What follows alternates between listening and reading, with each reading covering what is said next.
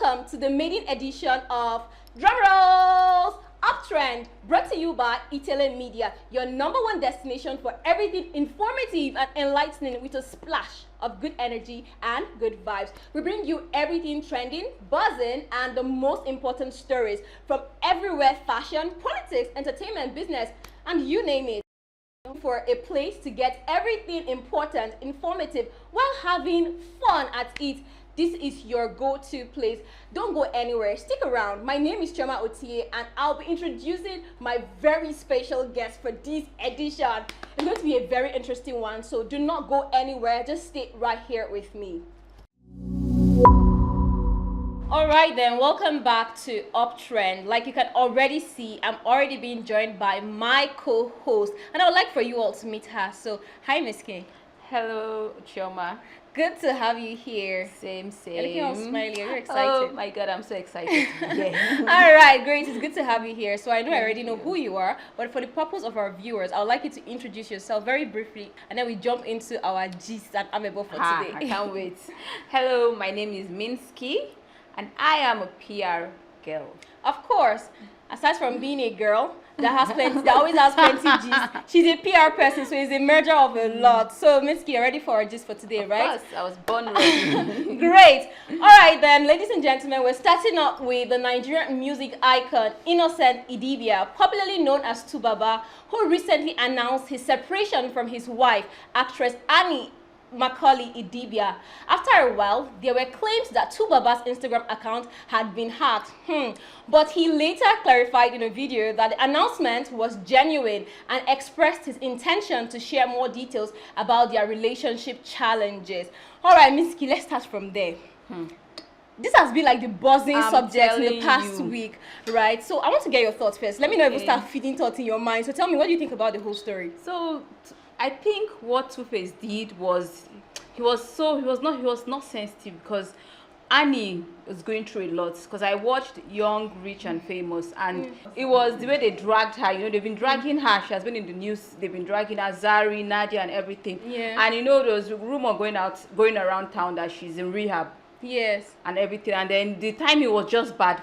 I totally agree with you, and that's what a lot of people have come out to say, that okay, even if he really wants a separation, now that she's still on that reality show, it's not really a good time. And then what do you think, really? Do you think Annie should leave him? Let her remove her slippers, dust it. Right. And I heard he's dating someone.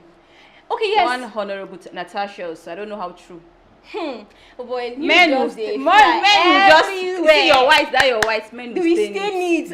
Oh boy, it's actually not funny, because I feel like she has been through a lot with him. Going back to when they met, she was literally just 15 years old. Did they put a gun to her head? Annie saw the signs. He was with Annie. 5 children outside of her own children. Annie saw it. She just wanted. I think Annie just stayed because we died there. You understand? Yeah, I think she feels like she has invested a lot. Yes. And this is what she truly loves. Let's forget about the money and everything. I think she actually genuinely loves him. So it's not easy to just detach. Your first love.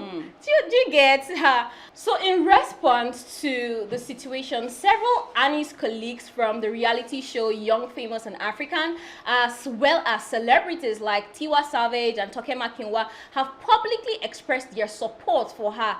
They have voiced disappointment in Tubaba's public handling of the separation and have rallied around Annie during this challenging time. I think this is actually a very challenging time for her, and I'm glad that her friends are backing her up on this one. You know, it's one thing for you to be going through a very tragic situation like this, and it's only you that is dealing with it. But do you think her friends are going overboard doing this? I love Tiwa and Toke for this. I love Tiwa and Toke. I mean, I didn't expect Tiwa to be this supportive. Same, I didn't expect Tiwa. I think I understand Toke, yes. But Tiwa, well, yeah. All right, then.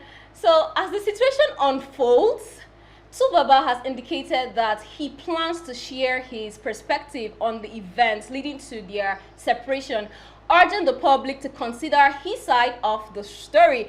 And this is one very interesting part I wanted us to talk about. I really want to get your thoughts on this. So you know that whenever there is a marital issue like this, most people are inclined to tilt towards the side of the woman. They're always like, oh, it has to be her. So now he's saying he wants people to listen to his side of the story. Do you think he actually deserves to be heard? Of course. But why is it that people are tilting more towards Tuface, come out, give us gist. Like, I just want to hear the out, full story. Let us know. It's not like we're going to help to mend their problems, right? But let us know what the problem really is, so that if there's going to be a separation, there will be a justifiable reason for that. Yeah, I really want to know. Like, same.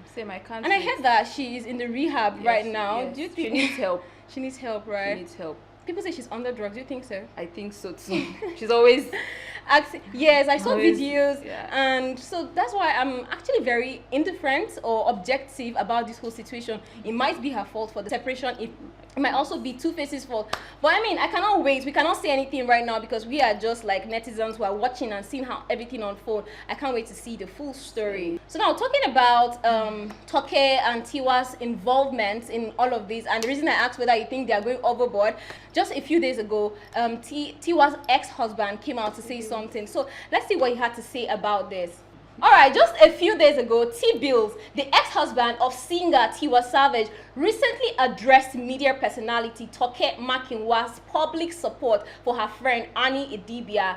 Amid Annie's separation from her husband Tubaba, in his Instagram post, Tbills shared a picture of Tiwa Savage with their son Jamil and his other son, emphasizing Tiwa's dedication to family. He contrasted this with Toke Makinwa's action, suggesting that Tiwa embodies family values more authentically. The post comes in context of Toke Makinwa's vocal support for Annie Idibia during her marital challenges.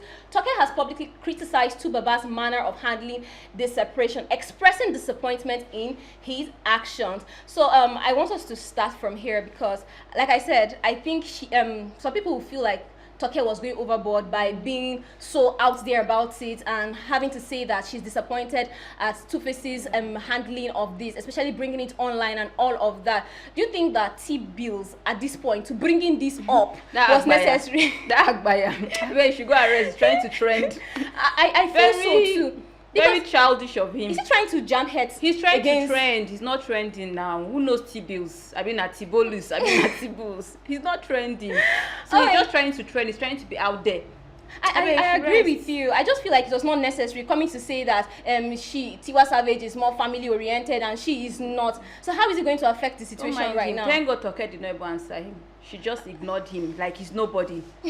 I just hope that she continues to ignore him because he deserves to be ignored so that we don't ignite another fire when we're trying to turn off some other existing fire. So now we're moving a little now into a bit of funny politics, if I might put it that way. So former Nigerian President Muhammadu Buhari recently shared that he lives off rental income from one of his houses in Kaduna, highlighting how he stayed honest while in office.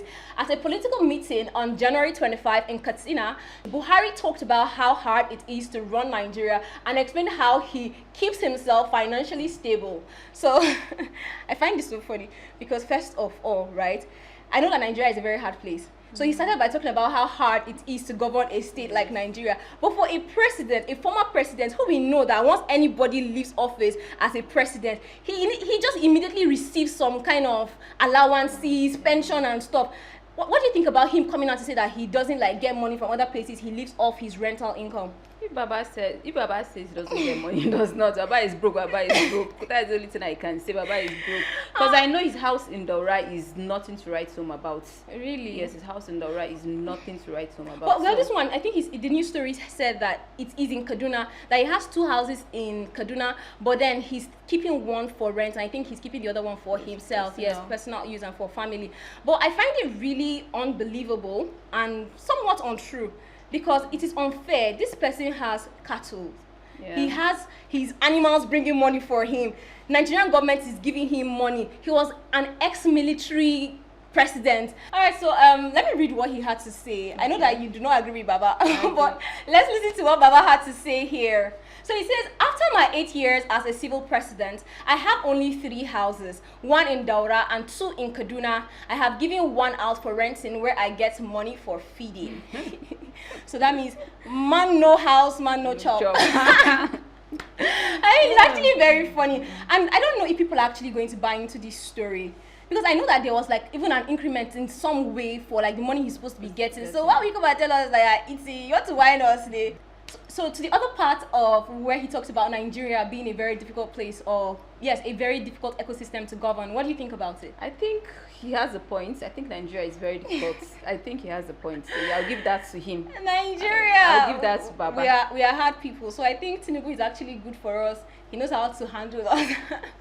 All right then. So moving on to our next story, and this is an international story. We're going back to something that happened since Trump took over. The recent announcement by the United States government regarding mass deportation has raised significant concerns, particularly within the Nigerian community. According to news stories, Mexico is leading the list with approximately 252,000 Mexicans. And then there is Somalia. Among African nations, Somalia has the highest number with about 40,000 individuals facing deportation. And here we have Nigeria. Reports indicate that 3,690 Nigerians are among those identified for deportation by the U.S. Immigration and Customs Enforcement. So you're very aware that on the 20th of January, Trump came into power, and then he came with his 47 executive orders. And one of them is to have like a massive deportation of, I think, poorly documented immigrants and all of that. And then we are seeing that Nigeria has 3,690 people to be deported. And I'm like, whoa, that's quite a number. What do you think about it? I think the US would feel, because they'll feel it's because most of their workers are immigrants. Exactly. Mexicans, and so now I know they are lazy. Let me just use the word lazy. So they go feel them. I'm very concerned about this. I'm feeling for people that are actually being deported. First of all, it's a very appalling one. I'm very saddened by this story, because these people now are going to have to go back to their different hometowns and then start their life over and over again. And the annoying part is they are going empty-handed. Empty-handed. When they catch you there, you're straight to the airport. Nothing. Trump no be on me. What he said he will do, he's actually doing. And if they take time at the airport, he will still come and look for something to chase them out of the airport. The man is not even playing.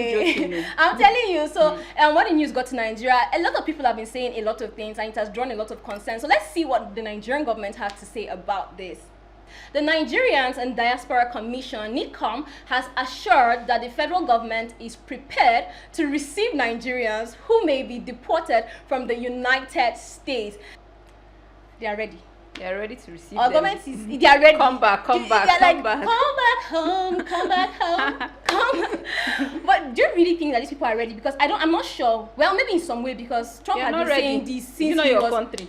You not come and hear that Nigerians have been sleeping on the streets of the airport in this place. This person has been stranded. When there was this Ukraine and Russia's fight, a lot of Nigerians were sleeping there in the airport. Some very, very funny things were happening. So for me, I don't really think that we really are ready to have them back. But I think they are doing a great work in having people come back, and it's going to be gradual anyways. But it's really sad, because now, right, these people are starting their lives all over again. And then these people, you don't know what they were doing there for like years.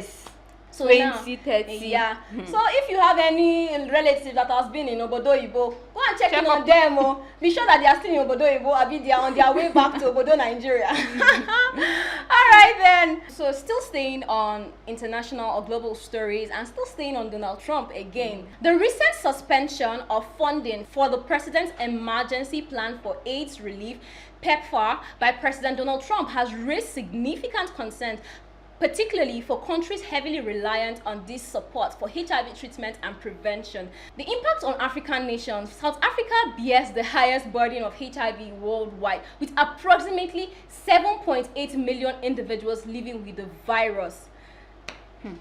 South Africa. I was thinking Nigeria will come first. Nigeria is like number 6 or 7 in the world. India is number 2 or 3. I was so shocked when I saw that South Africa came first. Why did you think South Africa? They have a lot of homosexuals. Really? Yeah, but then I was thinking that our number, because we are way more than them. They do. They start having sex at the age of 12, 11, unprotected. Exactly, and it's very unprotected. I wasn't shocked.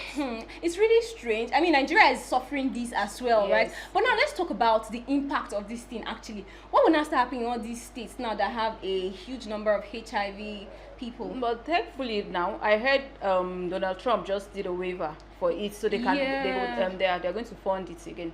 But you know why I am very concerned about this story? So we are highly reliant on international aid. So if they just say they had said that there was nothing like this, that is how people have been dying of HIV. Because you know how expensive this their antiretroviral drug is. Very expensive. So if we're not getting AIDS like this, these people have been spreading it around. Yes, wickedness, and people will be dying. But thank God, thank you, Donald.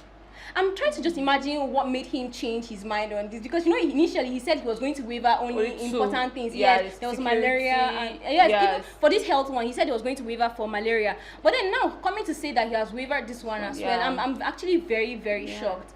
Well, thank you, Trump. Thank you. Save our people, because there is a huge number of Nigerians. And okay, let me not even dwell it on Nigerians again, because South Africans, 7.8 million. Do you know how many are there in their country to start with? That 7.8 million are having this. And that means even adolescents, in the teenagers. World, top 10 in the world. I think we just have India and America, but every other country, they are African countries. We have South Africa, Mozambique, Zambia, all of these countries. US is, I think US is number 8, India is number 3, but African countries, like. It is sad. Is that to say that we are not, is it like we don't have the information we need to actually manage our sexual habits and all of that? We do, but I think it's just, I don't know, to be honest, I don't know. Because this is a huge number. Yeah. I mean, whatever it is that made Trump's mind change on this thing, let it just remain like this, because if he changes his mind again, that he's not wavering it again, these people will suffer. Yeah. And then the way it will start spreading, that is even my concern. It will start spreading everywhere.